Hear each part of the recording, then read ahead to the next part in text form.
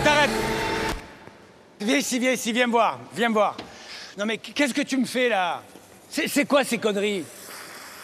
C'est pas du patinage, ça c'est de la danse de rue ou je sais pas quoi moi. Et puis depuis quand tu changes la choré? Je change pas choré, y'en a pas. Comment ça y'en a pas? Tu te fous de moi? Ça fait des mois qu'on répète, tout est réglé au millimètre. Ouais, c'est ça, fous-toi de ma gueule en plus. Et monsieur fait une expérimentation la veille de la compète. Non mais t'es pas bien toi. Allez, debout, continue. Continue. Et continue. Fous le candidat toi. Retourne de l'autre côté. Bon ça va, t'as pas les jambes cassées là. Hein, c'est la main. Tu patines pas avec la main. Alors va faire ta radio et je t'attends à 21h30 au bord de piste. Allez, bouge. Il faut qu'il fasse une radio de contrôle mais y a rien de grave. Fallait s'y attendre avec la pression que vous lui mettez. Pas étonnant qu'il soit crevé, qu'il se casse la gueule. Non mais quelle pression, c'est du haut niveau là. Il est en compète ce soir. Et en fait, il y a de sacrés clients. Non mais vous comprenez rien à tout ça. Vous. Dis-moi, à propos de prix, combien elle veut l'héritière? On n'a pas encore défini de somme exacte, Attends, mon grand. Tu me fais perdre mon temps là. Hein, tu m'as téléphoné pour une affaire. Je t'ai dit OK si elle vote contre sa mère. Alors j'aimerais bien savoir combien ça va me coûter cette connerie. Hein. Je jette pas l'argent par les fenêtres, moi. Pour le montant, j'ai besoin d'en parler avec Agnès. Bravo. Papà, mi cacci tutti, grazie, mi fa molto piacere, grazie mille. Andiamo, mi presento un po' di peregrino, mi fa molto piacere. Je veux rien de voir à la mafia. Décidément, la mafia, c'est une obsession chez vous. Ça vous sert à quoi? À cacher votre mauvaise gestion? Excusez-moi, Madame Leroux, mais votre successeur m'a nommé conseiller technique et contrôleur général de tous les services. Et à ce titre, j'aimerais vérifier les dossiers que vous en portez. C'est assez tranchant, ce machin-là?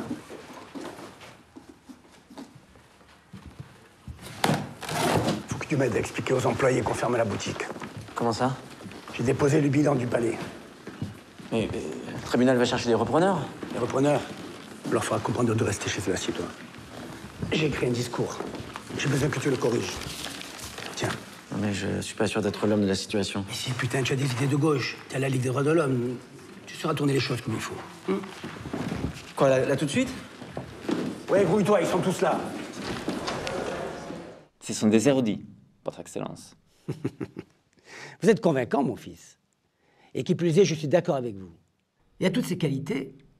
Dans votre cas, il faut ajouter le talent de cuisinier. Promettez-moi que quand tout sera fini, et ça finira bien, j'en suis certain, vous viendrez un jour chez moi et me cuisinerez en toute amitié un plat aussi succulent que celui d'aujourd'hui. Vous me parlez d'un rêve, Votre Excellence. Les rêves sont faits pour être accomplis. Je n'avais jamais rien mangé d'aussi simple, mais bon. Messer Saki, qui est un homme de grande culture, a une théorie à lui concernant la nourriture. Il a lu tous les ouvrages de l'Antiquité. Et il est certain que la santé se maintient surtout avec une alimentation saine. C'est lui qui détient Nadia Meyer? Probablement, oui. Et concernant les recherches? Ils n'ont rien donné pour le moment. Préviens sa famille? Laissez-moi 24 heures.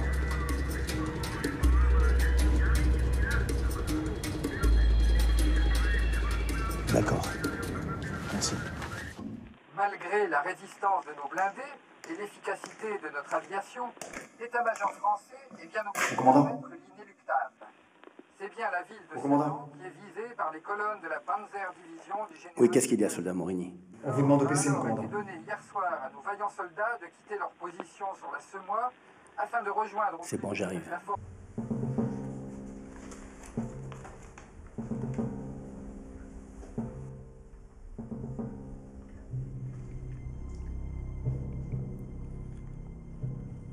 Le maréchal Pétain vient de demander de cesser les combats.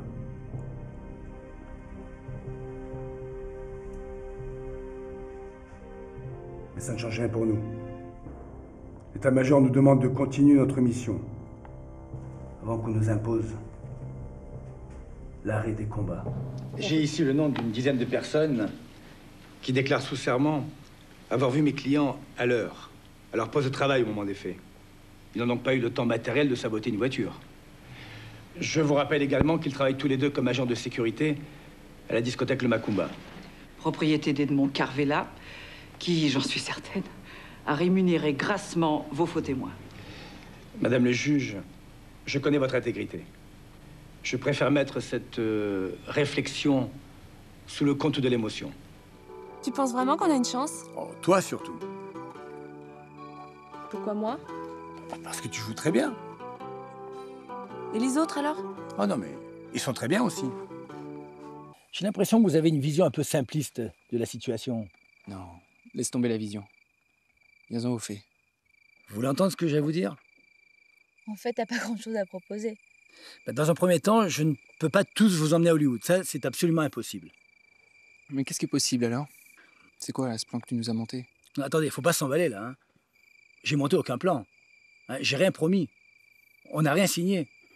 On n'est pas liés ni quoi que ce soit. Par exemple? Dans plusieurs cas, mon prédécesseur et son assistante vous ont poussé vers un arrangement à l'amiable, alors que vous auriez pu écraser vos concurrents en allant directement au procès. Vous savez, je ne veux écraser personne. Juste faire des affaires. Mademoiselle Drancourt le sait. Il a toujours négocié mes intérêts au mieux. N'hésitez pas à lui demander son avis avant de m'engager dans un procès. Mais je n'y manquerai pas. Monsieur! Je vous apporte une nouvelle qui est fâcheuse pour votre amour. Comment? Vos Égyptiens sont sur le point de vous enlever Zerbinette.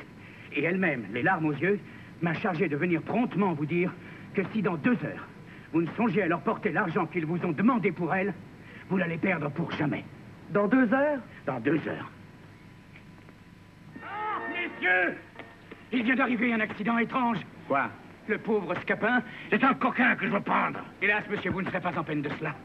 En passant contre un bâtiment, il lui est tombé sur la tête un marteau de tailleur de pierre qui lui a brisé l'os et découvert toute la cervelle. Il se meurt. Il a prié qu'on l'apportât ici pour vous pouvoir parler avant que de mourir. Où est-il?